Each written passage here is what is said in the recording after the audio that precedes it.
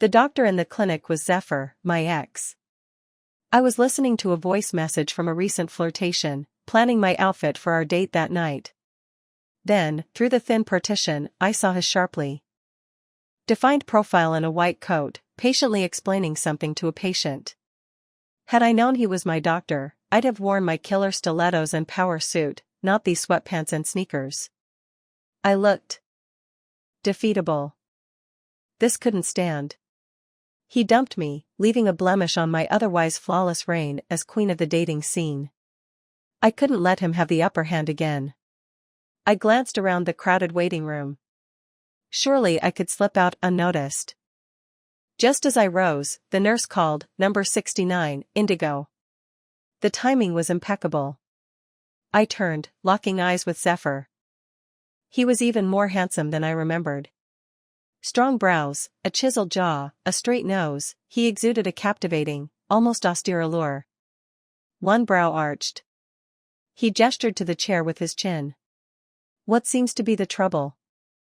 Inwardly, I cursed his perfect facade. He played the composed professional, but I knew the restless spirit lurking beneath. I decided to test him. "Doctor, I'm constipated," I said, watching for his reaction. Zephyr remained unfazed. He asked routine questions, his expression neutral. Finally, he declared, "Irregular diet, late nights, early mornings, and a penchant for sitting. I'm surprised you can go." There was a hint of reprimand, a flicker of something else. Even the nurse noticed our connection. I gave him a coy smile. "Doctor, you're amazing. You even know my sleep schedule." The nurse blushed crimson. Zephyr's lips curved into the familiar, roguish smirk I remembered, shattering his professional composure. He scribbled something illegible on a pad, handed me a stack of prescriptions, and told me to come back after filling them. "Come back?" I laughed. I tossed the bag of pills onto my passenger seat and sped out of the hospital. My date with Phoenix, my latest admirer, awaited. Phoenix was waiting at the chic restaurant, looking adorably nervous. He perked up like a puppy when he saw me. "Been waiting long?" I asked, conscious of my lateness. He shook his head, eyes wide. "Not long. A few days ago, this boy had looked terrified of me. Now, after some carefully deployed charm and a casual brush of skin against his hand the night before, he was putty in my hands. Soon, he'd be my new boyfriend." I admired his innocent eyes, feeling a pang of guilt. Then, I saw him. Zephyr, a few tables away, watching me with an amused smirk. My heart skipped a beat. Our history went back years. Zephyr was a medical school legend, his looks attracting a constant stream of admirers. I, Indigo, was the equally renowned belle of the business school, accustomed to male attention. I never refused their offerings, they were happy to give, I was happy to receive. I made no demands, their efforts were their own. Rumors swirled around me, growing wilder with each telling. I was emotionally damaged, they whispered, preying on innocent hearts. I never cared, until Zephyr. "Indigo?" Phoenix's soft voice broke through my thoughts.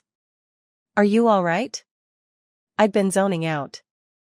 "Fine," I said, flashing a smile that made his ears turn red. "Just tired." He nodded earnestly. Perhaps it was the wine, but Phoenix's eyes looked hazy, endearing. Looking into them, I felt a twinge of regret. "I had a great time," I said, already planning my escape. Zephyr's gaze was palpable. "I shouldn't drive. Can you take me home?" In the taxi, Phoenix stammered, finally asking if I wanted to go to the amusement park tomorrow. Childish. I wasn't interested, but couldn't bring myself to refuse outright. I'd make an excuse in the morning. Lost in thought, my heel caught in a grate. "Having trouble, sister?"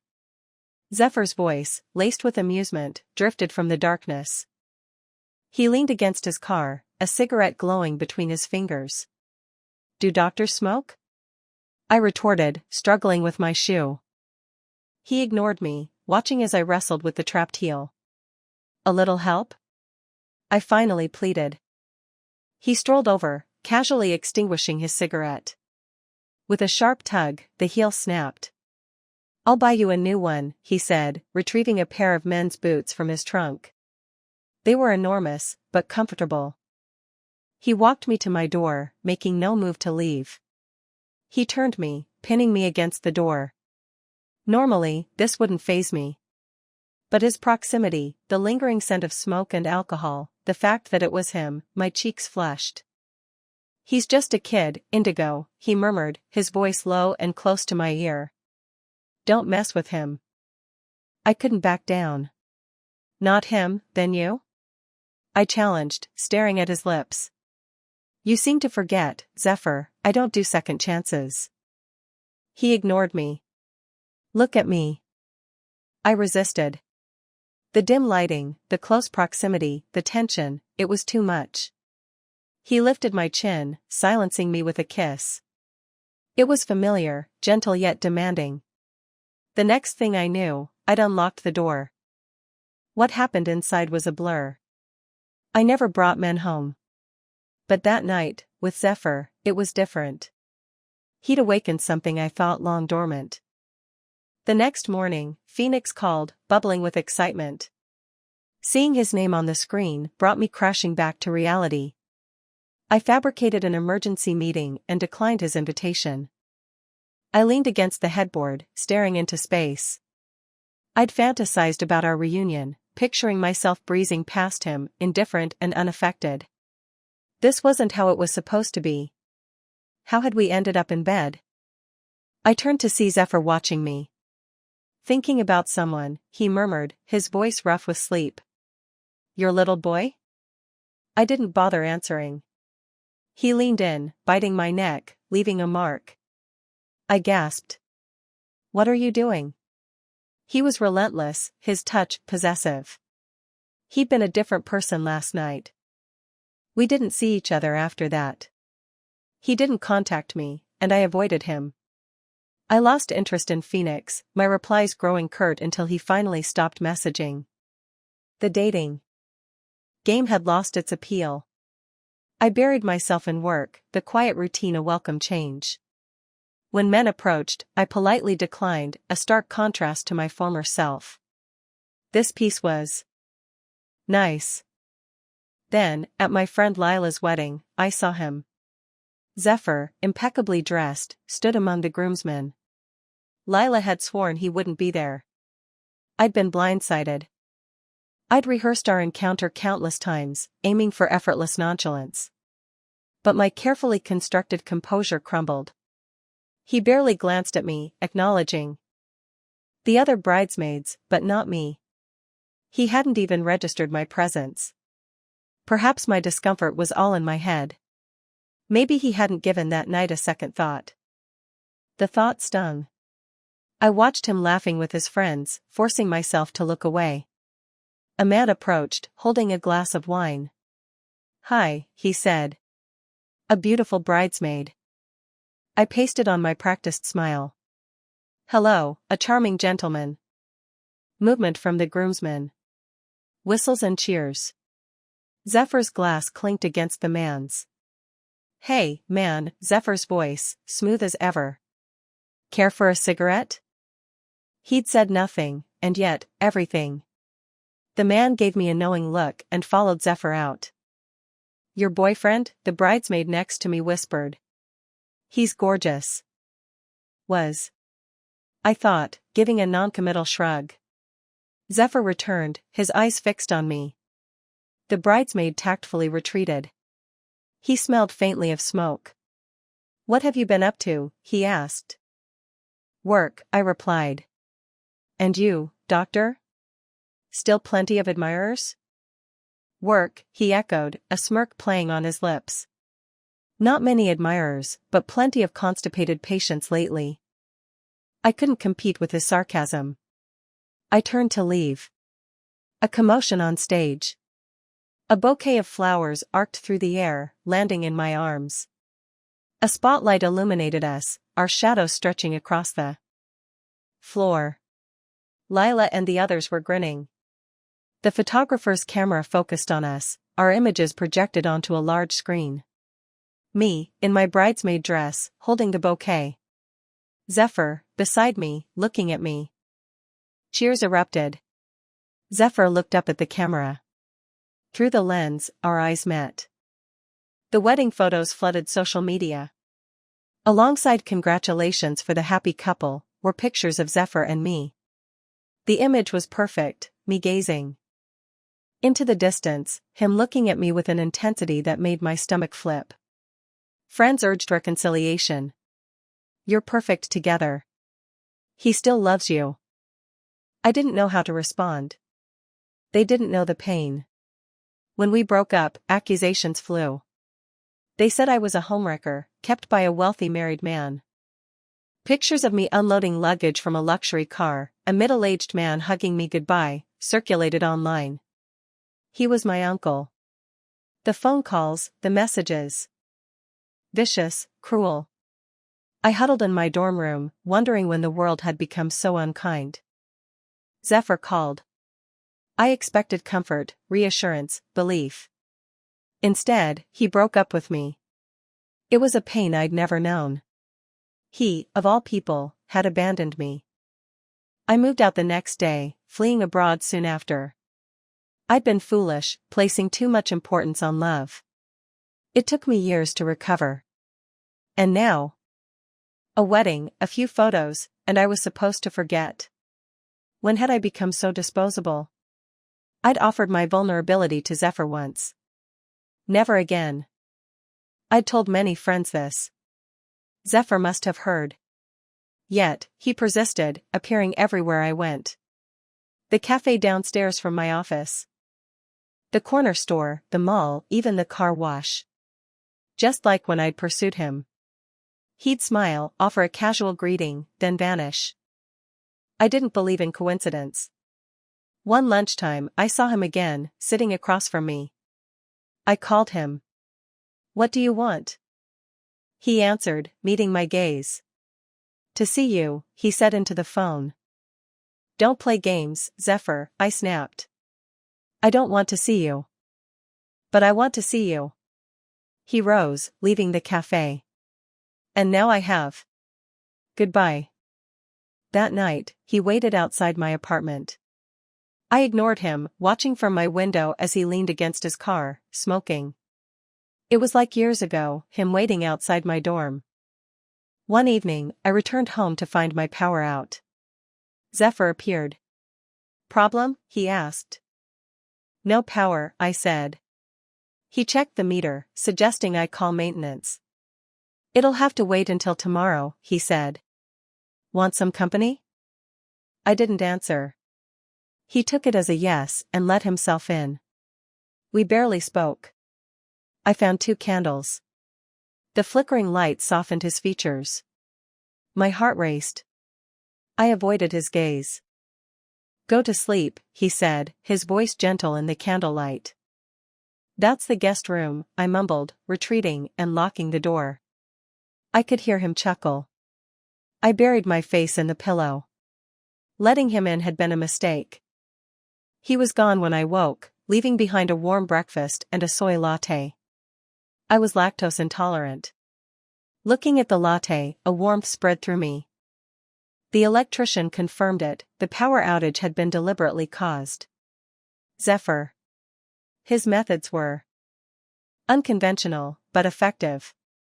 I planned to confront him that evening, but he didn't show. Not that night, nor the next, nor the one after. At first, I was relieved. Then, I grew uneasy. His earlier persistence suggested a long game, not a sudden retreat. A strange flicker of something tugged at my heart. His smile, the way it made me catch my breath. Then, I saw the social media post. A car accident. My stomach dropped. I burned my hand making coffee, my mind racing. Lila called, suggesting we visit him. I hesitated, but she played the concerned classmate card. I couldn't refuse without seeming callous. At the hospital, I realized Lila's wedding setup hadn't been a one-off. She'd lured me here. She gave me a gentle shove, sending me stumbling into Zephyr's room. He looked up, a smile in his eyes. Lila was gone. Zephyr looked surprisingly cheerful, despite his leg intraction. "How are you feeling, doctor?" I asked. "Better now," he replied, his eyes twinkling. I laughed, surprised by his humor. I peeled him an apple, enjoying the lightness of the moment. After a few minutes, remembering my friend waiting outside, I stood to leave. Zephyr's hand rested on my arm. "Thank you for coming," he whispered. His words, his warm breath against my ear, echoed in my mind all the way home. Such a simple phrase, yet it resonated. I thought about him constantly. But he didn't come back. The feeling was unsettling. I couldn't focus. One evening, I walked past the hospital, drawn by some invisible force. Zephyr emerged, laughing with a woman on his arm. I turned away, my heart sinking, and hurried off. It was him. The man from the cafe. From outside my apartment, the man who'd tampered with my electricity. Anger and hurt welled up, blurring my vision. I ducked into a store, blinking back tears. Had I been foolish enough to believe he still cared? I, the manipulator, had been played. Needing an escape, I volunteered for a business trip to Aspen. The trip cleared my head. Returning home, I felt a sense of lightness. As I reached my door, a voice called my name. "Indigo." "Zephyr." He looked exhausted, eyes bloodshot, smelling strongly of cigarettes. Had he slept at all? "What are you doing here?" I asked. He deflected. "That was my sister the other day. You must have misunderstood. Where have you been?" "None of your business," I retorted, trying to push past him. He looked so frail, I relented. "It is my business," he said, his voice tight. "I've been waiting for days." "I thought you'd moved." "Why would I move?" I scoffed. "To avoid you? Don't flatter yourself." He sighed, regaining some composure. "Indigo, you know what I mean. Why are you doing this?" "I know exactly what you mean, which is why I'm staying away." I turned to go. "I won't give you a second chance to hurt me.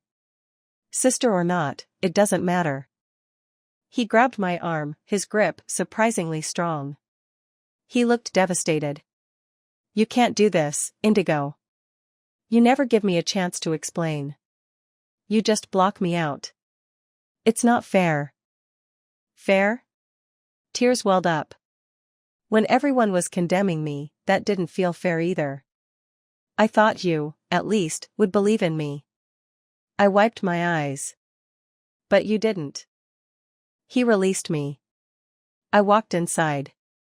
He stood there for a long time, the first snowflakes of winter falling around him, painting a picture of utter desolation.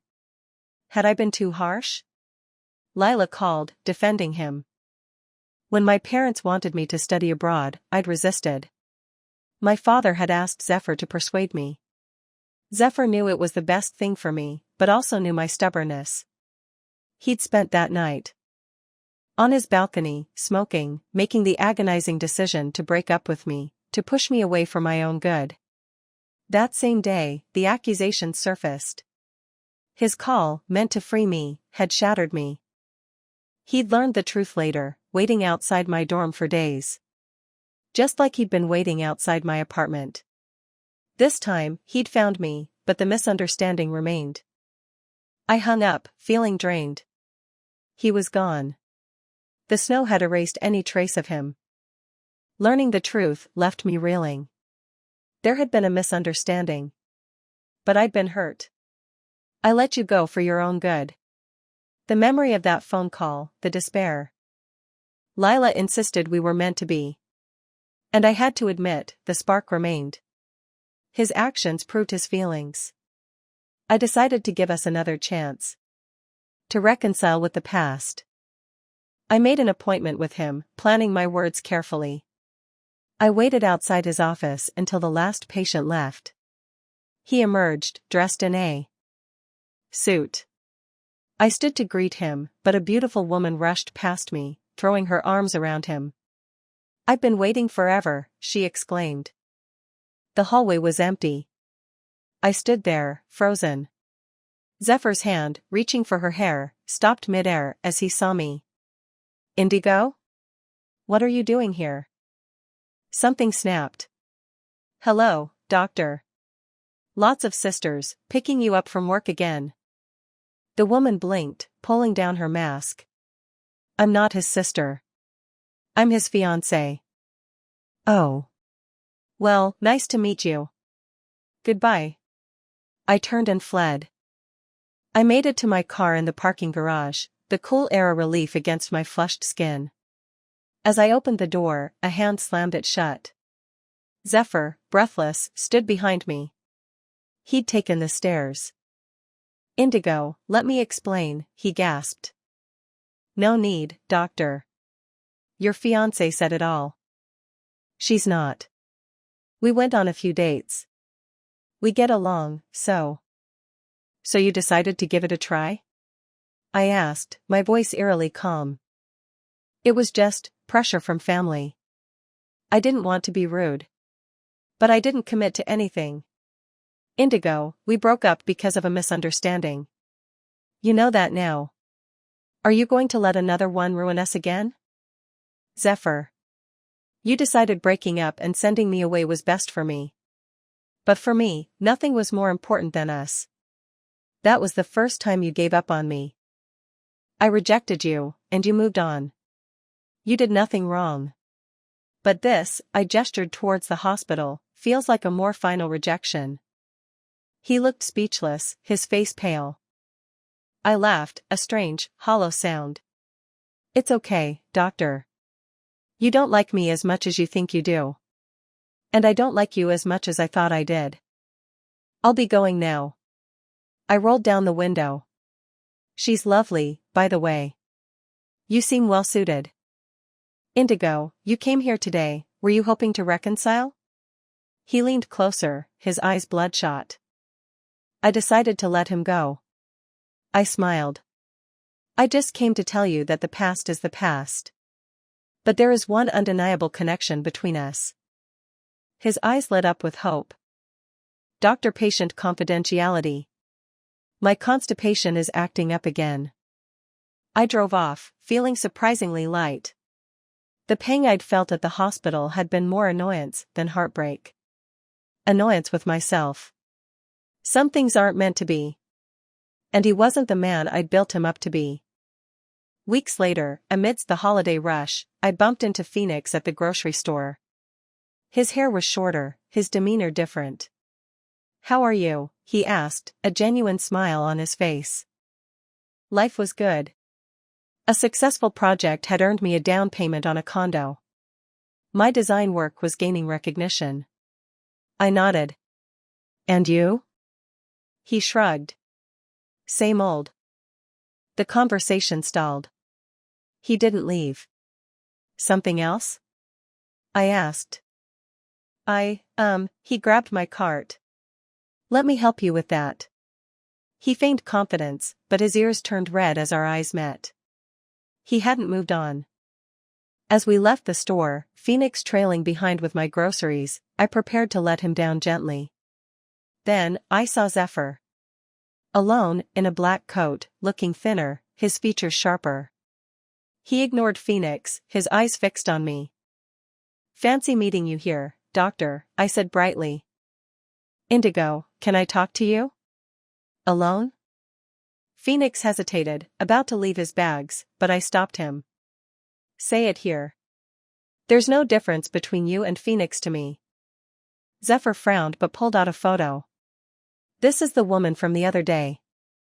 Do you know why I went out with her?" I was baffled. What did this have to do with me? The woman in the photo, maskless, was indeed beautiful. "Because she looks like you, Indigo.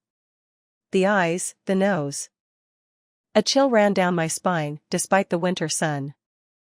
"I never stopped loving you, Indigo." I waved my hand dismissively. No one is irreplaceable. Just like you found someone who looks like me. His face paled. As if his last gamble had failed. I turned to Phoenix, signaling him to leave. As we walked away, he stopped. He's still watching you. I didn't turn around.